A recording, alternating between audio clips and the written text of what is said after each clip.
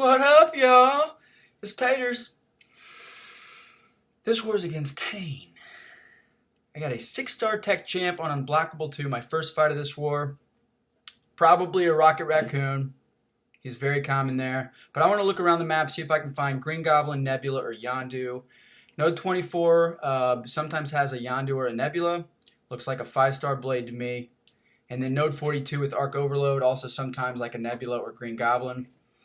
That is one of those three I'm betting. So I'm going to look up here at the bosses. I don't see anything. And then Node 41 Enhanced Bleed did have a 5-star tech champ. So that's probably Yondu. So I'm probably not going to face a Yondu. See, my second fight that's waiting for me is probably a 6-star Cable. And that was actually something that I had to consider for attack, whether or not I wanted to bring in my Blade with the Trinity Synergy or bring in my 455 Magic to deal with Cable. I decided on bringing in Blade.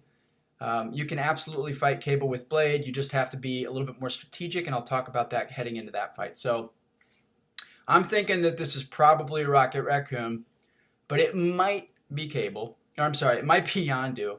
And Yondu is definitely the last tech champ that I want to fight.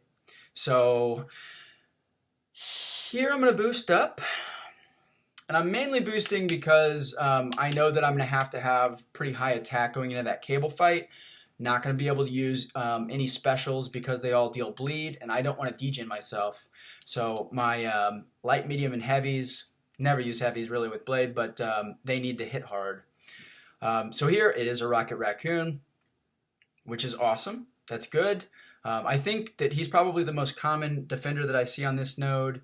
A lot of times also there will be high Mystic Dispersion Mystic champs, but Rocket is good. Rocket is good.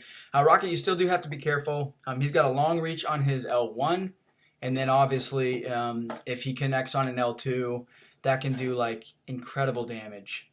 I'm not sure if it could kill a boosted 565 Blade, but like I would not be shocked if it could. I haven't tried it yet, and I don't plan to. Maybe like in the war off season. No, I'm not going to try that actually. So, all right, my boy here got me to node 21 so that I could go into 3 straight fights boosted.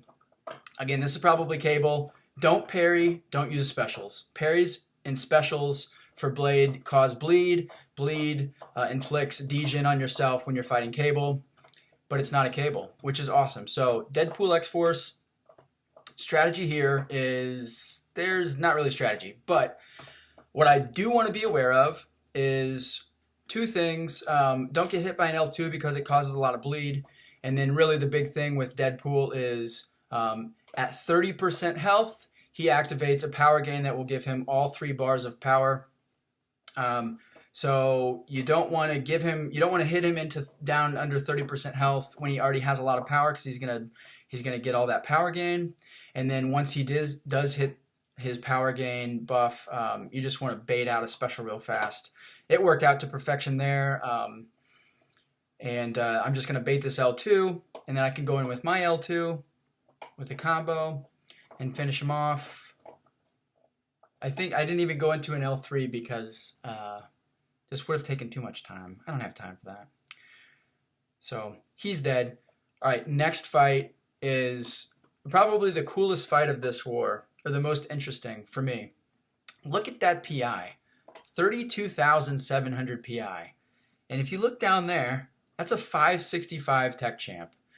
Now, I see Ultrons here all the time, and I don't know who would 565 a Region Ultron, or really any Ultron, but I'm thinking that this is definitely going to be a Labyrinth Ultron. And I click into his profile, and that's exactly what it is. So there are 2 things to be aware of when you're fighting Labyrinth Ultron. The first thing is kind of count in your head 7 seconds between evades, because he's probably going to proc evade every 7 seconds. With this Blade Synergy, I don't know how effective that is, but the other thing is he can inflict poison on you if he connects with a combo or something, so just be very careful. But this is a super cool fight. There's actually 2 points in this fight that I'm going to pause here. That's number 1. If you guys see that, I procced Unstoppable, And then I've also got, up if you look underneath my, my health bar, I had cruelty and precision buffs, which is awesome. And then I'm going to go in, he evades again, and watch this. He punches me straight in the face, and I still finish my combo. So I'm unstoppable, and that's because I have 5 out of 5 unfazed for this war attack. And it's never really come into play before, but a lot of times I like to slap on unfazed before attack if I see like a probable evade champ on my path, like Spider-Man, Nightcrawler, or Ultron. I do generally change up my masteries before attack. So like once I place my defense, I'll switch around my masteries a little bit so that I can do more arena and it's a little bit less grindy. And then I wait to change them back until I go into attack or until I start scouting for my attack. And in this war, of course, I decided to take in Blade and not Magic, so I didn't need Mystic Dispersion. I took out Mystic Dispersion from my Mastery build, and I slapped 5 out of 5 Unfazed in there, which paid off huge in that fight. Very, very cool. So, all right, I'm going to put on some boosts here. I've got a 6-star Cosmic Champ, and I think like the previous 3 or 4 wars, maybe I'm missing one, but like it seems like there's an Angela on my path every single war, and it's always up in this final section here. So that's what I'm thinking, Angela. And there's not really a 6-star Cosmic Champ, basic champ that is like, you know, scary, super scary or anything. King Groot, I would say, is probably the most annoying, but with the Trinity synergy, King Groot wouldn't really be an issue. So I'm thinking Angela here. Going to go into this fight, and just being aware that obviously you got the enhanced crits. Angela is very easy to evade. It's actually Black Bolt, so I didn't even think about Black Bolt when I was scouting this for some reason, and I have a 6-star Black Bolt, but I think that this is really good placement. His specials crit a lot, and his L2 has a really far reach. So his L2 requires 2 dashbacks. If you're like really close, sometimes you have to get 3 dashbacks to evade his L2. So he's at his L2. I am just going to give him as much space as possible so that I can evade his special once he throws it, if he throws it. And here he goes, and I dash back twice. You see how close that was? Like, if I was any closer before he launched that special, he'd have clipped me. And his L2, it causes stun. I think it's an 85% chance to stun. And oh my god, that stun lasts forever. So that fight went really well. But I do think that that's a really good placement. And I'm glad that I didn't screw up on that L2. So, all right. So, Enhanced Special and Resonance Cascade, so he's just going to keep upping his attack every time he hits you. I'm thinking that this is most definitely a Spider-Man, and I hate fighting Spider-Man. I do, it's not stun immune, so I can parry stun if it is Spider-Man. That's my strategy going into this fight. I know it's not Yellowjacket because he's a mini, but it's actually a Void. So, I'm thinking initially, hey, this is actually good. Void is easier than Spider-Man. You just got to be aware of his timer. Not a big deal. So I get to 9, you see, and whoop, I get popped by an L1. He's got 2 debuffs on me, and then man, god damn it, and then I get intercepted. I feel like I get intercepted every time, like immediately after I screw up, like I get intercepted every time. I was so fortunate that that my L2 just killed him because I was just thinking that fight, at that point, once I get intercepted, I was thinking that fight was not going to go well. Okay, so Yellowjacket on stun immune and unblockable L1. The strategy here, if you guys have watched Brian's videos, which, by God, I hope you have. Otherwise, how the hell did you even find me? I don't know. But Brian's advice is the advice that I follow against Yellowjacket and Electro. Once he's at or close to an L1, or if you're going to push him over an L1, only do 4-hit combos and then give him some space. His L1 also requires 2 dashbacks if you're in close proximity, but there's just not enough time for 2 dashbacks. So I'm going to give him time. Boop. I get clipped by this dude's L1, and he's got a 90% chance to proc the Biosting debuff on me. Look at that, 90% chance. But check this out. I pause this for 20 seconds. I'm not going to read all of it. But with Blade, his danger sentry is 40% base, plus the heightened potency with the Trinity synergy.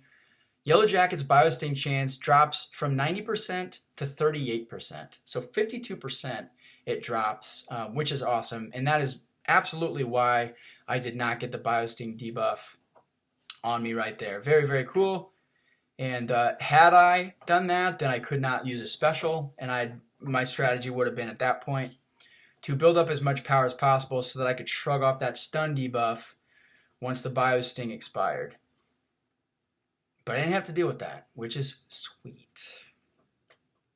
Okay, so I've taken 2 hits in this war. I took a punch to the face from Ultron, and that was saved by Unfazed. And then I got clipped by that L1 from Yellowjacket, and I got saved by the Synergy team that I brought, which is super sweet. This is the first time since I've been with 4Loki that I get the first attempt at a boss. So I've done some cleanup work in the past, but I've never gotten an opportunity to solo a boss. So I'm super pumped about this. The reason I was called into duty here is because I was the only attacker in this war in our battle group that brought a 565 blade with the full Trinity synergy. So I'm just going to put on some boosts here. Make sure that my health pool is a little bit big in case I screw up. So I got the 15% health pool, the 10% chant boost, which gives me a total of 25% increased health. And there is definitely a reason that I'm bringing that up. So going into this fight, Juggernaut is a much maligned defender, I think, nowadays. People think that he's just like super weak and easy. But Juggernaut can be tricky. He's extremely aggressive. And he can get you cornered into a wall. That was beautiful, by the way. He can get you cornered in the wall, and if a dude has high Mystic Dispersion, once he gets you cornered and he starts launching those heavies, like you have no choice but to evade, and then you're just giving him power. You're feeding him power. So that's what I don't want to happen. Every time I get into a corner, get near the wall, I'm trying to get out of there. If I have an opening, I'll hit into his block a little bit, but and then you also see I'm trying to, he's stun immune, but I can still parry him, so I'm trying to get some parries on him to inflict that bleed. But this is exactly what happened. Watch his power meter. He gets me into a corner, boop. Look at that shit, man. That's ridiculous. So now I'm in freak out mode. Boom, I'm gonna launch special. Doesn't kill him, so I'm like, I better launch my L1 just in case, otherwise I'm dead anyway. It still doesn't kill him. And then check this out. I get, fortunately, the 20% damage reduction. Look at this. 11%. So, I would absolutely be dead right now if not for that perfect little mini game where I got the 20% damage reduction and the extra 25% health that I got from the chant boost and the health boost. So, guys, use boosts. If you're going into a boss fight, use boosts and just be smart about, don't take any chances. So that war is over. Look at this. I am like barely surviving here, but I did get MVP. Right behind me, B-Manny and my boy Dreamin' from our battle group, BG3. So that's it, guys. Thanks for watching.